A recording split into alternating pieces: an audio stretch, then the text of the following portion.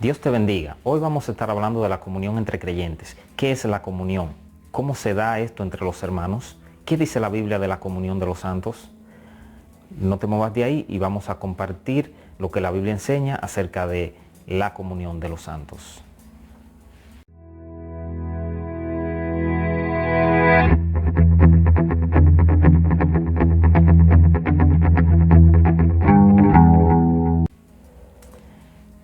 Hay un texto bíblico que vamos a leer hoy, que está en Hechos capítulo 2, verso 42, que dice de la siguiente manera: y perseveraban en la doctrina de los apóstoles, en la comunión unos con otros, en el partimiento del pan y en las oraciones. Los discípulos de Jesús permanecían en las oraciones, en el partimiento del pan, perseveraban en la doctrina de los apóstoles y perseveraban en la comunión.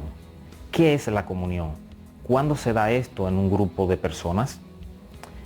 Cuando analizamos en ese texto la palabra comunión, se usó allí una palabra griega que se llama koinonia. La koinonia significa compartimiento, unidad, asociación, participación, compañerismo. La comunión es una unidad producida por el Espíritu Santo. Cuando el creyente persevera en la comunión es porque mantiene íntimas relaciones de compañerismo con el resto de la sociedad cristiana. La koinonia une a los creyentes. Ahora bien, cuando estudiamos bien las Escrituras, nos damos cuenta que la Biblia nos enseña que debemos tener comunión en dos direcciones: comunión con Dios y comunión con nuestros hermanos creyentes. La comunión con Dios se da en personas que han creído en Jesús como único y suficiente Salvador, que han creído en la promesa de nuestro Señor Jesucristo y por ello han tenido un acercamiento a Dios a través de Jesús.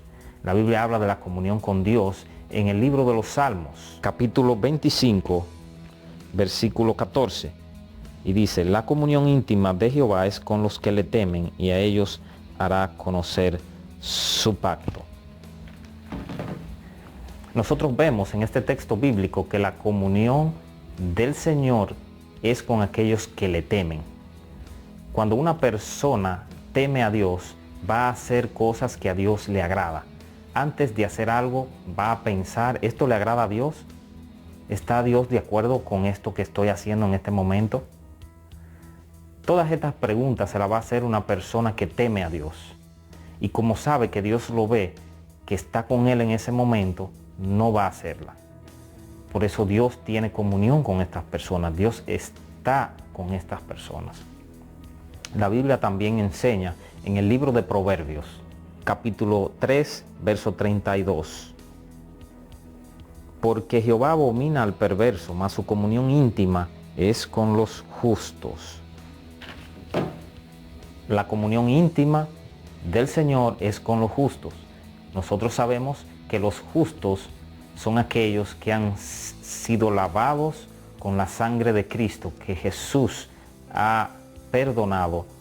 Entonces, cuando aceptamos a Jesús como Señor y Salvador, es que verdaderamente somos justos, porque justo, dice la Escritura que no hay un justo, pero Cristo nos hizo justo para nosotros hoy poder tener comunión con Dios. La Biblia enseña que también tenemos comunión con nuestros hermanos, aquellas personas que han creído en Jesucristo, que tienen nuestra misma fe. La iglesia primitiva tenía comunión entre ellos, entre los hermanos que habían creído en Jesús. Esta comunión hacía que los creyentes en la iglesia primitiva permanecieran unánimes, permanecieran con un mismo sentir, en un mismo propósito. La comunión entre hermanos es esa amistad que permanece entre ellos, es esa unidad. Es juntarnos y compartir y sentirnos bien los unos con los otros, sentir que estamos en un lugar donde estamos siendo aceptados por los demás, y no solamente aceptados, sino que estamos relacionándonos sanamente, constructivamente con nuestros hermanos. Si decimos algo, lo decimos por el bien de nuestro hermano, para exhortar a nuestro hermano. Cuando un cristiano se junta con otros cristianos, siente esa coinonía, esa comunión entre ellos, porque todo cristiano está unido a otro por lo que es el vínculo del amor, primeramente. También por el Espíritu Santo. El Espíritu Santo es la promesa de Dios para cada creyente. Todo creyente que ha recibido a Jesús como único y suficiente Salvador tiene el Espíritu Santo. Entonces, el Espíritu Santo es el que teje ese hilo entre todos los hermanos y permite que fluya el amor, fluya el compañerismo, fluya las buenas relaciones. Esto se da por la obra del Espíritu Santo en la iglesia. Pero la comunión con Dios se puede interrumpir. Puede ser interrumpida por varias cosas. Voy a mencionar 3. Lo primero, se puede interrumpir por el pecado. Cuando nosotros pecamos, interrumpimos esa relación de comunión con Dios, ese compañerismo con Dios. ¿Por qué? Porque a Dios no le agrada el pecado. Entonces, todo cristiano debe cuidarse de pecar contra Dios, de hacer algo incorrecto que desagrade a Dios, porque inmediatamente esa relación, esa comunión se ve interrumpida. Lo segundo que hace que nuestra comunión con Dios pueda ser interrumpida es la falta de oración. Cuando oramos, hablamos con Dios y esto va a hacer que nosotros crezcamos en una relación de comunión con Dios. Lo tercero es la lectura de la Biblia. Si nos falta la lectura de la palabra, si no leemos la palabra, también esto va a interrumpir nuestra comunión, nuestra relación con Dios. ¿Por qué? Porque es a través de la Biblia que nosotros escuchamos a Dios. Es a través de la Biblia que Dios nos habla a nosotros. La palabra de Dios es la forma más directa de Dios hablarle a sus hijos. Por lo tanto, debemos estar atentos a lo que la palabra de Dios dice. Cuando vamos a hacer algo, cualquier tema, debemos buscar qué dice la Biblia acerca de eso que vamos a hacer o acerca de ese tema. Esto es muy importante para mantener la comunión con Dios. También la comunión con los hermanos puede ser interrumpida. ¿Cuándo es interrumpida la comunión entre hermanos?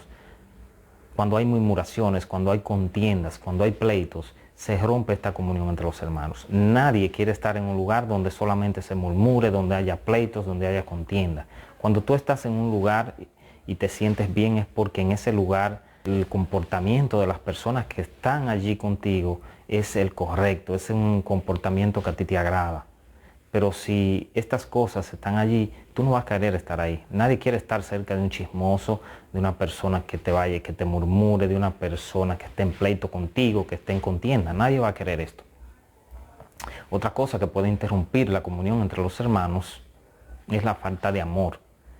El amor es el vínculo perfecto que une a los cristianos. Si no hay amor, la comunión no se va a dar.